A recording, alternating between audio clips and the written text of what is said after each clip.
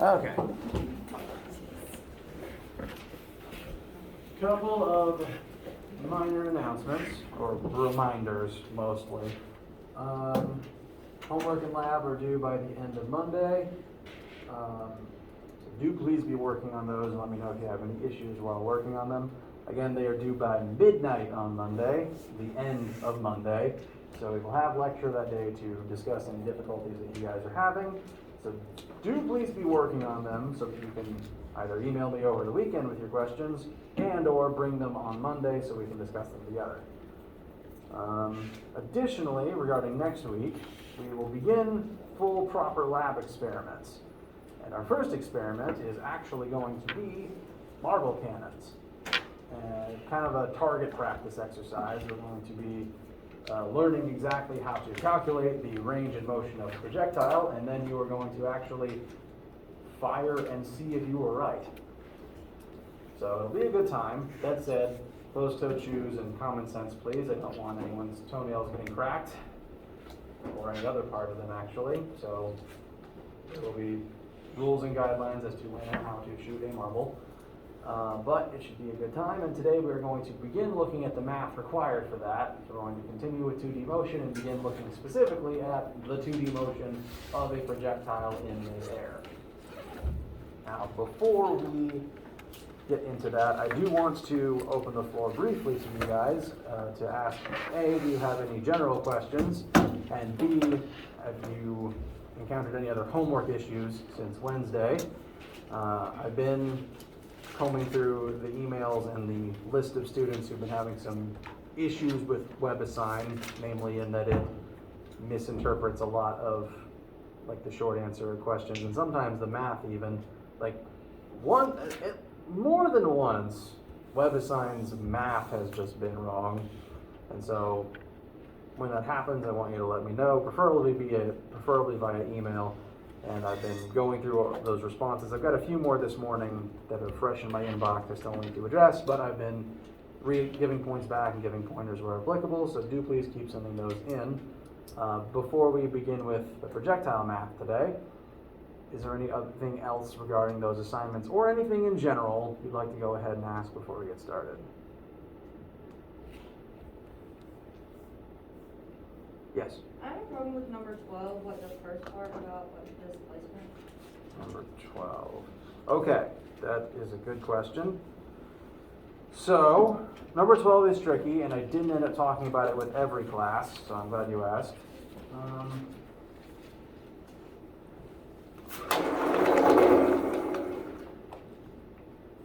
Oops. It's not a spoiler, I just don't want to erase anything. Okay, so number 12 is very similar to a previous question that involves calculating average speed and displacement over a total journey. And so for both of those questions, there's a trip that involves multiple legs of that journey. You don't have to use that terminology, but I'm referring to it as such. And in each of those parts of the journey, the object or vehicle in question is moving at different rates, covering different distances in different amounts of time. Much like when an actual person drives on the freeway, you're not always moving at the same speed. You're going to speed up, slow down, and occasionally stop for gas. So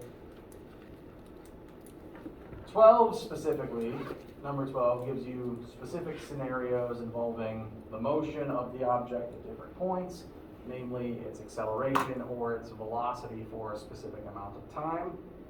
First thing you're asked is total displacement for that object.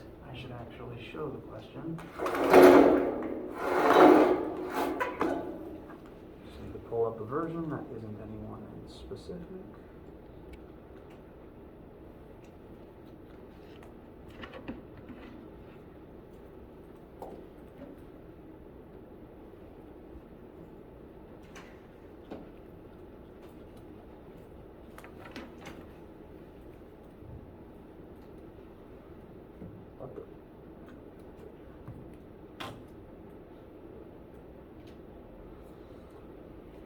So the three legs of the journey are described. legs 1 and 3 involve an acceleration, leg 2 doesn't. So for each leg, you're ultimately going to need to calculate the change in displacement for each of those 3 legs. Hold on to those numbers. You will need to add them together to find the total displacement of the entire trip. Each of the legs is a little bit different. We start by speeding up, maintaining constant velocity, and then slowing down. So they'll all involve their own steps in math, but Formula 3 will come in handy across the board. Then for part B, the definition of average velocity is going to be important here. Did I give that full definition on Wednesday? I gave the same lecture 3 times and I forget who I said to what I said to who.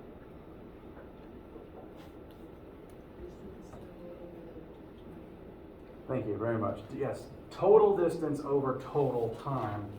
So the average speed for each leg is going to be the displacement you found for that leg divided by the time of that leg. So up here at the start, when you found what the displacement for leg 1 is, you're going to divide that by 18 seconds, and that'll be the answer here. Leg 2 and leg 3 will be those displacements over their corresponding times, and then the complete trip will be the total displacement over the sum of all of the times. This one, in terms of nuance and probably just time finding things, might be the second longest on this particular assignment. So I am glad you asked. Yes? Can you say that again? You said the complete trip was what? Yes. The complete trip would be the total displacement, which would be your answer to part A of this question, divided by the total time for the trip. So displacement total over time total.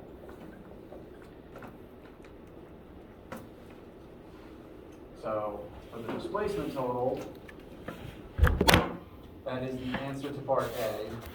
Part A would be about finding each individual displacement and then adding them all together to figure out how far the vehicle actually went. And then total time would be taking the time of each leg. I have 18 seconds, 1.2 minutes, and 4.1 seconds, adding all of those times together, and then dividing them accordingly. Keep in mind, the 1.2 minutes does need to be converted to seconds. Or your numbers will vary, but I think across the board, everyone has some number of minutes for the second leg. It's going to need to be converted to seconds.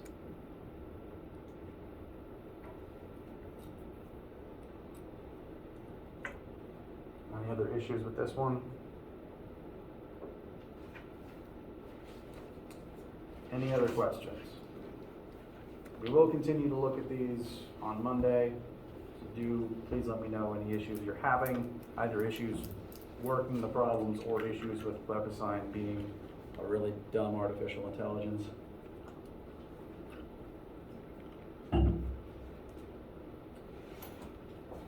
If there's nothing right now, again, please let me know issues as they come up. And let us continue looking at two-dimensional motion by examining projectile motion. I have some definitions just so that we are clear on all the terms that we're going to be using. I've said the word projectile motion probably too many times. The definition of projectile is any object in the state of free fall. And then the next question would be the definition of free fall. The easy answer is you're in free fall if you're falling. But because physicists need definitions for everything, the full textbook definition of free fall, and subsequently just falling in general, is the state in which an object is only being acted upon by gravity and no other notable forces. This is somewhat incorporating things we're going to cover in the next week or two about Newton's laws and forces. But when you're falling, gravity is the only thing really contributing to the state in which you find yourself. as long as you are falling straight down through the air, gravity's the only thing deciding what happens to you. If there is something other than gravity affecting your trajectory, then you're not technically falling. As Buzz Lightyear pointed out, you'd be falling with style, which is to say gliding.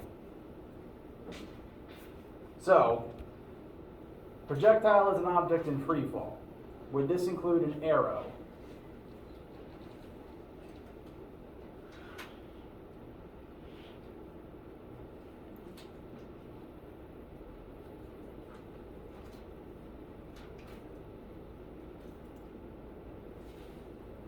Oh, okay. A couple people have been giving thumbs ups, I think. Yes, an arrow fired from a bow, as long as it's just a normal arrow, would be a projectile because once it leaves the bow, it is subject only to gravity and arguably wind resistance, but we're ignoring that for simplicity's sake. What about just a rock pitched off the roof of a building? Very good. Group nodding is good. Rock, also a projectile. The old experiment where someone dropped an egg and a watermelon off of the Eiffel Tower, projectiles. What about a rocket? Depends on the direction. Well, technically, not really actually. Well, it would depend on if the thrusters are turned on. If the rocket has thrusters, if there's something adding force to the rocket's path, whether up or down, it's not technically falling anymore. So even if you are power falling, if something is pushing you harder downwards, you're still not technically falling. You'd be, I guess, crashing. So rocket doesn't count. A plane also doesn't count because assuming the plane is working correctly and it's actually flying, there's a lift force keeping you upwards that opposes gravity. Gliding is similar, just less cool. What about a yo-yo? Also technically not falling. There's an argument to be made it might be falling if the string isn't taut, but that's splitting hairs, I think. So, free fall, gravity is the only force of note. The notable forces part is a brief little caveat because we can't really avoid air resistance. We're just going to assume it's negligible because it's a pain to calculate. So, projectile motion then is the motion of a projectile, and most projectiles, it's not always easy to see, but the motion of most projectiles usually approximates some part of a parabola. If I throw something up and forwards, you can kind of see the basic parabolic shape to it. But this is true even if you throw something sideways, it's just half of a parabola. Even an arrow fired a pretty short distance does this. It just is moving very quickly and doesn't have a whole lot of time to actually fall very far. So as long as it's a projectile, its arc can be described mathematically as a parabola. And it's worth noting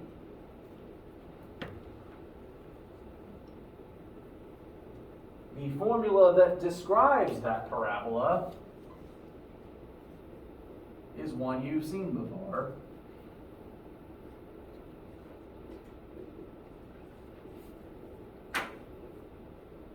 Formula 3.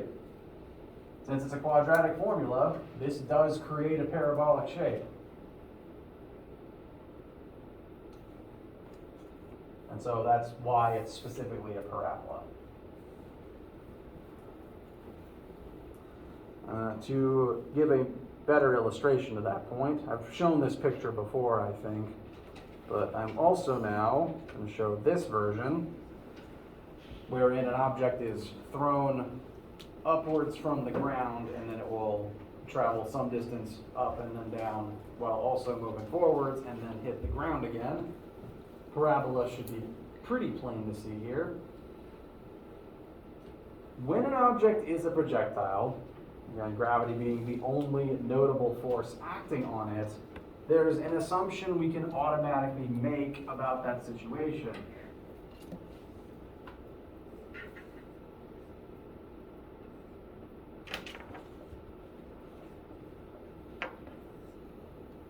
If gravity is the only notable force acting on something, and it is in the state of free fall, it's going to be falling, and we say that on or near Earth's surface, all objects fall by accelerating downward at this rate towards Earth's core. But since gravity only pulls downwards, which we usually assume to be in the negative y direction, that means that it can't have an x acceleration. Since gravity only points down, if gravity is the only thing present, we can only accelerate down as anything falls. So in any question where we are examining the motion of a projectile, or if you're just told an object is in free fall, this whole statement here about both the y and x accelerations is considered a known free variable. You can automatically put this down for any case where something is falling and it isn't flying or steady on the ground. And we can see this demonstrated in the arrows drawn on this particular diagram. This particular object was thrown up at an angle, which means this initial velocity can be divided up into a y leg and an x leg. The x leg stays constant the entire time because there's no x acceleration to change it. It's going to stay the same regardless, as long as you're not throwing into the wind, in which case there would now be an x force and an x acceleration, and you're not really falling anymore. So, free fall, no x acceleration, the x velocity doesn't change. It's going to be considered constant. Meanwhile, because there is a y acceleration, the y velocity is going to constantly change. We start by going upwards, we slow down and the arrow shrinks, and then we start falling down and the arrow grows pointing downward instead. Any arc, you can divide up the instantaneous velocity into its components like this, and for our purposes, in free fall, the x will always remain constant.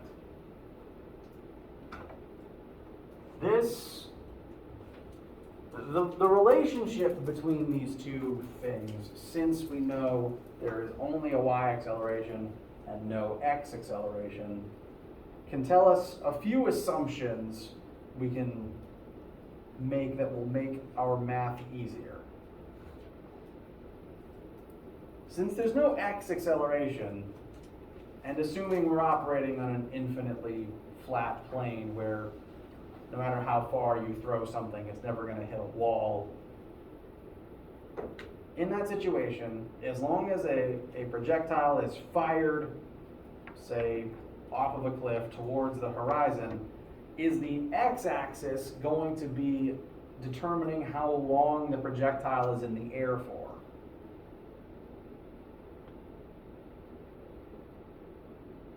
If I throw something off of a cliff, and assuming it doesn't hit a wall first, does the x-axis determine time in the air? No. At least on Earth, where we fall downwards, what determines hang time, the time in which you have to fall, is the y-axis. If I were to take two objects and drop them from the same height, but throw one of them sideways as I do that, we would get this motion where no matter how hard I throw the yellow ball to the side, they're still going to hit the ground at the same time. The x had no effect on the hang time. Meanwhile, if I drop them from different heights, will they hit the ground at the same time?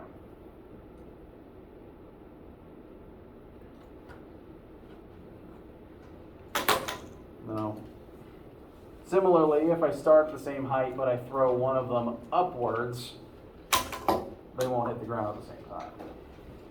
So for all objects in free fall, the y-axis determines hang time. So I've got this on the sideboard here. It's probably going to stay there for about a week just to make sure it's up for everybody. I do recommend writing it down because for any free fall related question, we're going to be examining the y-axis separate from the x-axis when looking at hang time. And the x-axis, meanwhile, determines how far horizontally you can travel in the time you're allotted. When you fall from a specific height, you only have a specific number of seconds to do your movement in. Forgot how to talk for a second there. And how fast you happened to pitch determines how far you'll go in that allotted time.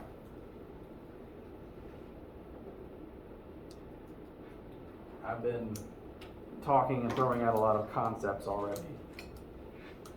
How do you guys feel?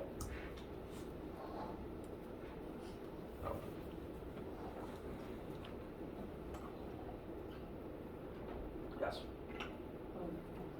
Sorry. When you teach for any amount of time, any hand motion out of the corner of your eye flags, question? Like I'm a dog looking for a ball or something.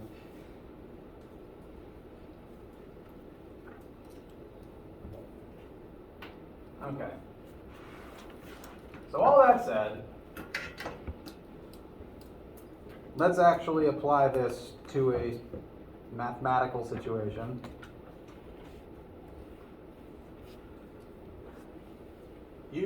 We are going to begin, as many of these questions are going to proceed for us. You're standing at the edge of a cliff, and you're going to horizontally throw something away from the cliff. So, here we have our very poorly drawn cliff, which is just a very big stair step. We begin on top of the cliff, some height above the rest of the ground. This time it's 9 meters. And we're going to throw a ball completely horizontally. So our initial velocity here is only in the x-axis at 21 meters per second, which is a very good fastball. And those are the only two numbers that we are outright told by the question. Now, knowing what we know about free fall, we can assume a few more numbers. We've already got the two we were given right here. The initial y height is 9 meters above the floor of wherever we're going to end up. Our initial x velocity is going to be 21 meters per second. And since we're in free fall, completely free assumption, we know that this in both the x and y axis is our acceleration automatically. So we can list those both separately if you want to. You can also list them conjoined like it is over there. When it comes to setting up formulas, I tend to list them separately to put an x or a y on them so that when I'm scanning through my data, I can see the x or the y. But again, you can list them in coordinate point form as well if you prefer. So, since we're in free fall, this is a free assumption we are automatically allowed to make. I want to look at the scenario a little more to determine a few other things we can assume. For one, knowing that we're starting at 9 meters above, I guess, the floor of this canyon. So we're at the cliff and this is a pit that we're throwing down into. We're beginning 9 meters above that point. Where's the ball going to end up? It's going to follow this trajectory, land on the ground. We don't ultimately know how far horizontally it's going to land yet. But in terms of the y-axis, what will its final height be? 0. So if we're starting at